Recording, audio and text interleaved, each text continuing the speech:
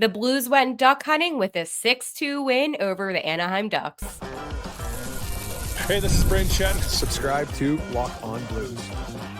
You're Locked On Blues, your daily podcast on the St. Louis Blues.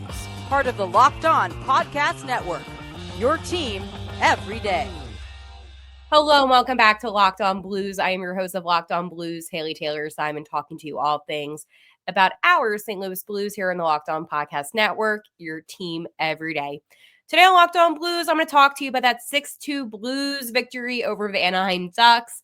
Central Division breakdown. Yes, I did talk to a player on the Dallas Stars yesterday to get some insights on that Central Division. And of course, are we feeling blue? Was this a good week or was this a bad week for the St. Louis Blues?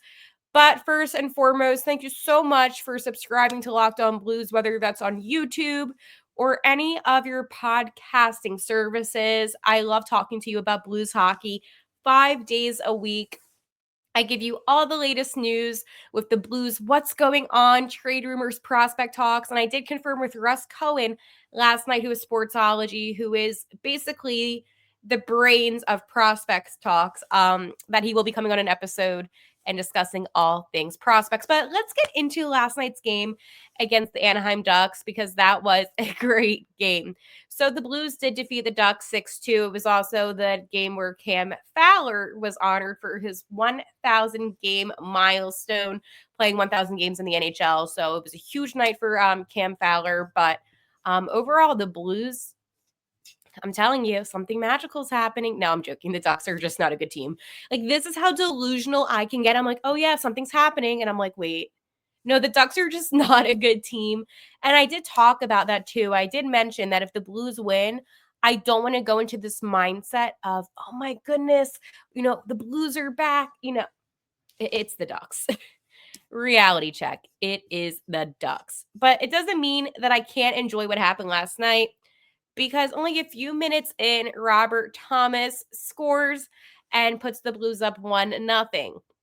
Now, the biggest surprise for me was Tyler Tucker scoring. He scored his first goal of the season. And again, I know I'm very difficult when it comes to players like Tucker, Perunovic. I get it. And I am tough on them. However, it was nice to see him finally put up a goal. Jordan Kyrou scored, assisted by Cam Fowler, by the way. 3-0. And let me just remind you, this is all in the span of 2 minutes from each goal. So Robert Thomas scored about 2 minutes in, Tucker scored about 4 minutes in, and then about 6 minutes in, Kyrou scoring. So it's like boom, boom, boom. Like, it was a lot of goal scoring very early. Finally, at the 13-minute mark, Dylan Holloway scored his 15th goal of the season. And then the Ducks get on the board, but it's irrelevant right at that point. Second period, couple minutes in, Robert Thomas scores again. So now he's on hat trick watch before the halfway point of the game. Yes, he didn't get it. And then Bushi scored as well. So Ryan Suter actually assisted him. Shout out Suits, but Anaheim scores one other goal. Colangelo, and then nobody scored in the third period. But, I mean, Robert Thomas with 2 goals, Kyrou with 1 goal, 1 assist, Captain Brayden Chen, by the way, with 2 assists. It was such a great night for the Blues, and I am really happy that they had this game, because I feel like for the St. Louis Blues, they needed a game like this, okay? They needed a game where they could be dominant, where they could prove, you know what? Yes, the season is not heading our direction. However, at the end of the day, it is still a 6-2 win, which has to be somewhat of a confidence boost for this team. Joel Hofer did make 21 saves, so it was really good for him. But yeah, no, the Blues, as I said, 4-0 within the first 14 minutes of the game is unbelievable. But it was definitely one of those things where I just felt like the whole team was going to score, but evidently that didn't happen. But it was a really good game, and I was really pleased with what I saw. But it's fun, right? It's so much fun when you're playing a game and you're dominating and you're doing so well. And then I realized something. That's how teams probably feel about us. But even the NHL, like I was, the NHL, we know they were not a huge fan of us nationally. They were even like posting about it. I'm like, yeah, it's great. Before the game, I believe Coach Montgomery was like, I want the building to be rocking and rolling. And it definitely was. I don't know if he could see into the future, but it definitely was very lively. And Coach Montgomery did say, we'll enjoy this for a little while here, and then we'll get back to work in anticipation for Saturday, where they host the Columbus Blue Jackets. So that was good. Obviously, Anaheim's coach, Greg Conan, said we didn't show up. We had no jump. We had no response. St. Louis played it like a playoff game, and we were just flat. Now, I could make the argument that the Blues didn't play like a playoff game, like the Blues were just the significantly better team because Anaheim's not a good team. But I appreciate that. So thank you, because the Blues, we've been out of the playoffs for a while. So Coach Montgomery for the Blues also said, I liked our intensity, I liked our execution, and I liked how hard we were offensively. And I think that's the one thing, too, is that, and Dylan Holloway did kind of touch on this in his post-game media availability, but he said all four lines were really executing. And that's been a problem with the Blues, where I feel like sometimes the second and third line are off, the fourth line's off, the first line is off. I mean, they've been off here and there. So definitely not good, okay? But at the end of the day, the birthday boy Foxa was back in the lineup, which was really good to see. I know it was his birthday yesterday, and he ended up playing his first game back with was weeks, right? It was a while. Ryan Suter, though, I told you that he had an assist.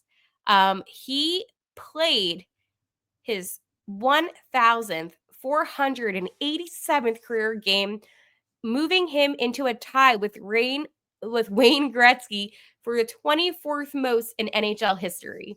That is such a cool fact. Obviously, the boys honored Gretzky at the Winter Classic. So really nice to see. But what a huge achievement for Ryan Suter. Obviously, Cam Fowler was honored prior to puck drop from his former teammates on the Anaheim Ducks. And it was really nice to see Fowler being honored. And again, 1,000 games is a huge milestone, especially when, you get traded and all these things happen. But I think that this was needed for him. Fowler was on the ice with his family, his kids.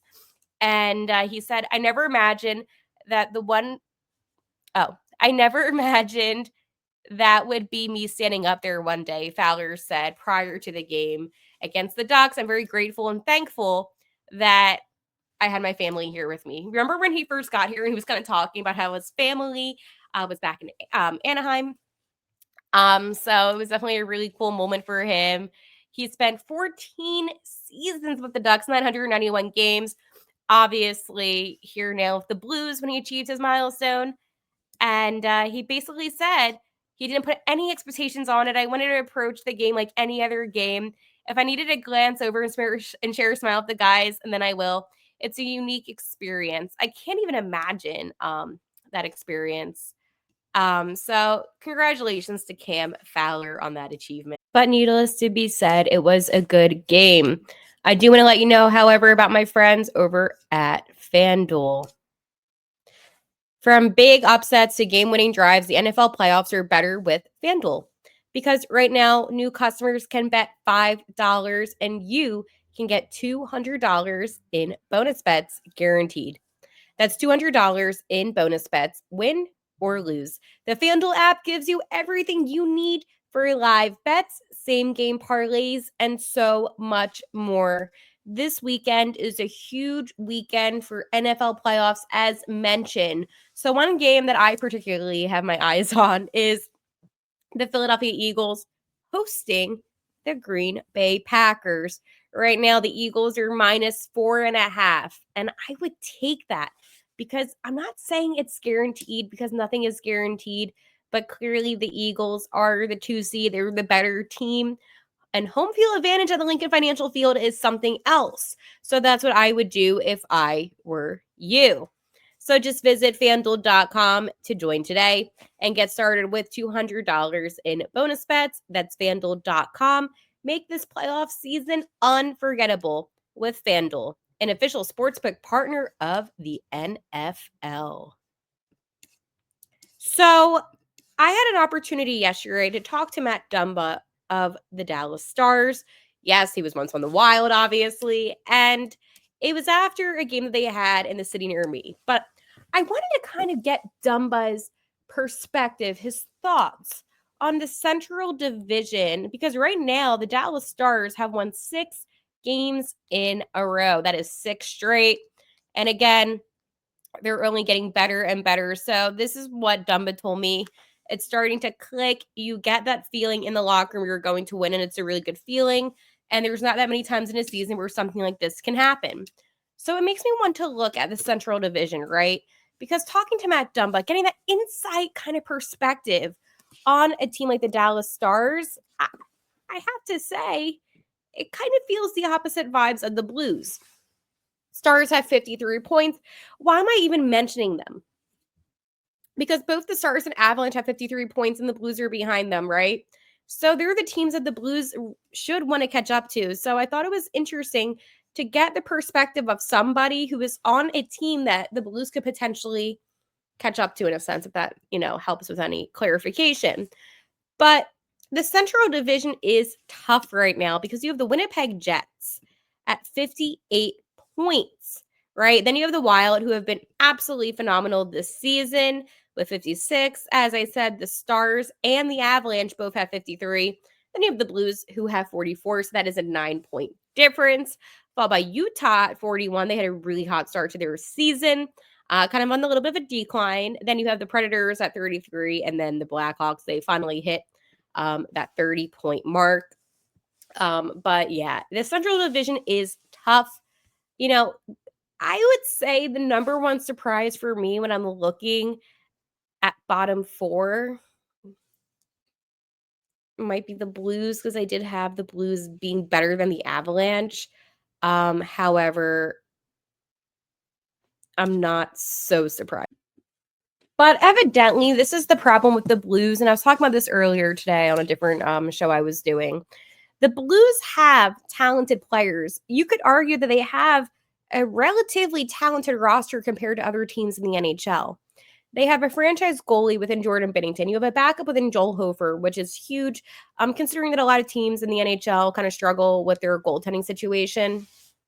You have players that have been phenomenal, like a Robert Thomas, a Jordan Kyrou, Dylan Holloway, Colton Parayko.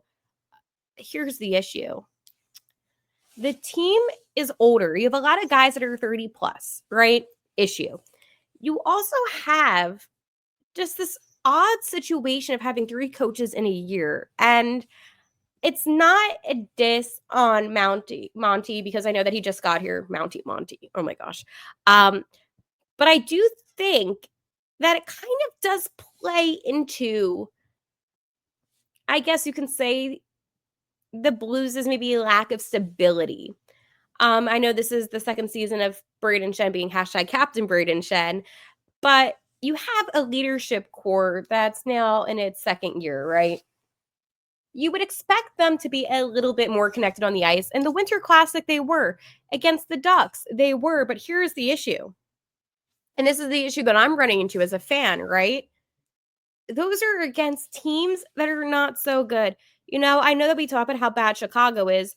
Let's talk about Anaheim. Only 39 points on the season, 17 wins, 19 losses, and then 5 OTL. So I'm going to take a look back at some of the games that Anaheim had. They did beat the Lightning 4-1. They actually played a good game against the Oilers, right? In a 3-2 loss. And they went into overtime and defeated the Jets 4-3. So the Lightning, they also beat the Devils. They beat Edmonton before.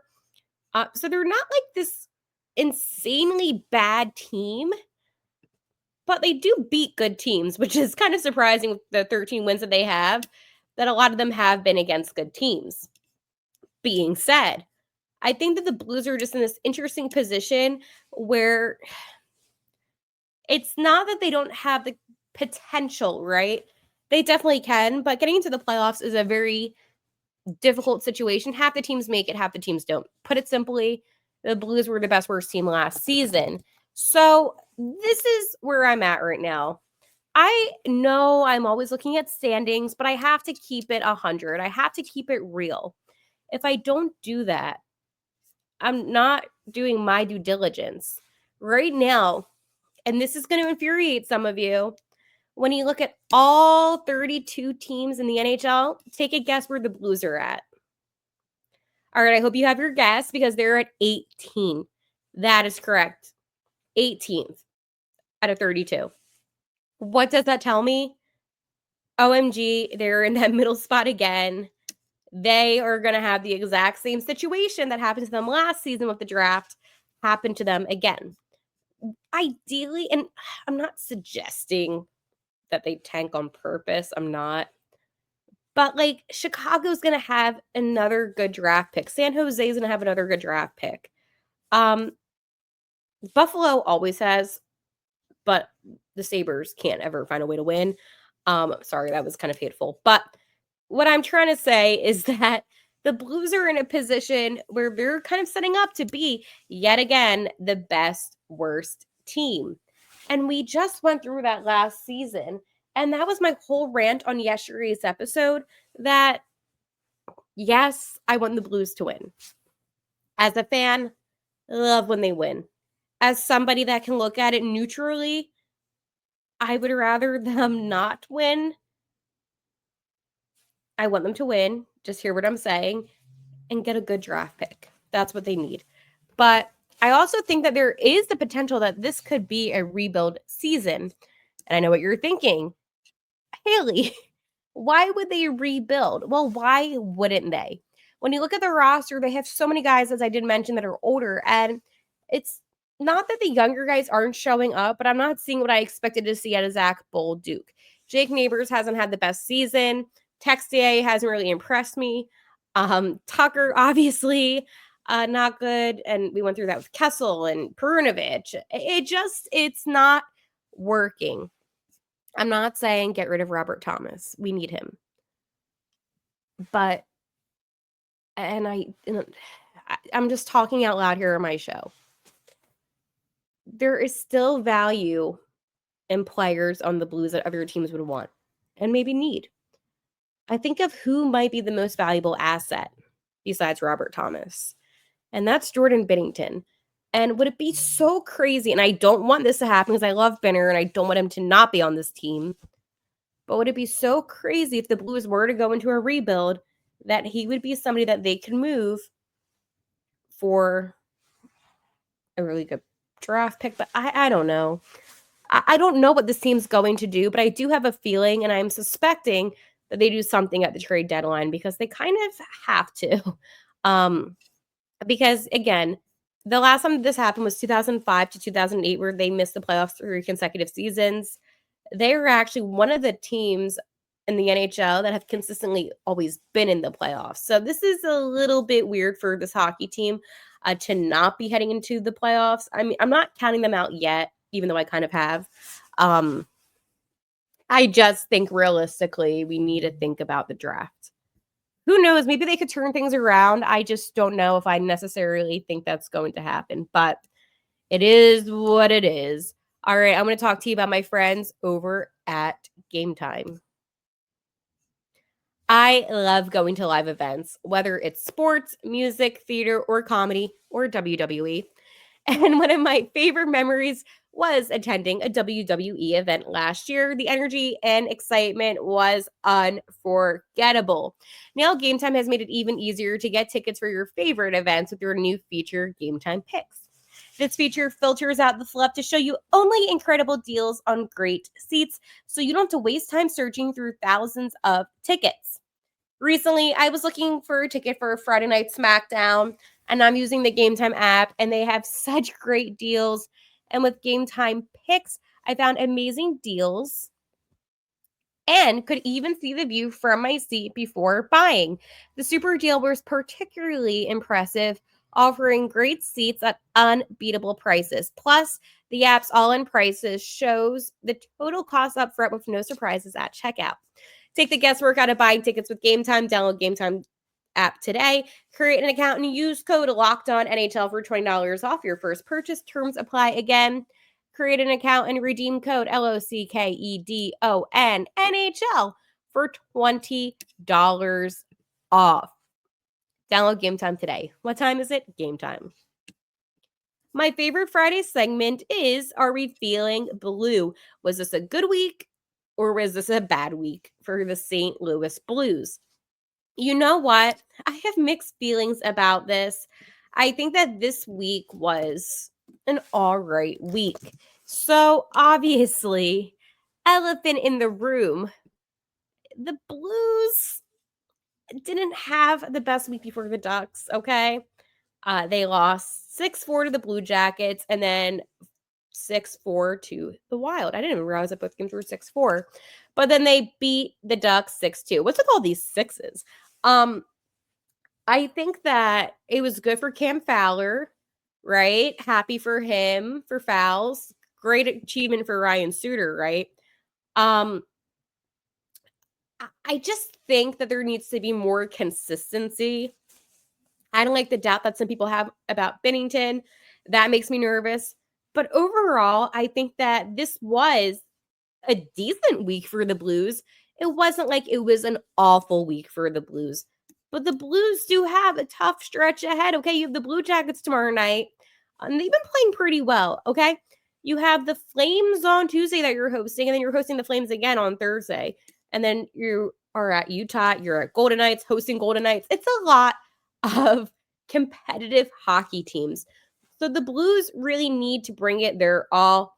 And I do believe that they can do it. So I will check in with you this weekend. And like always, let's go Blues.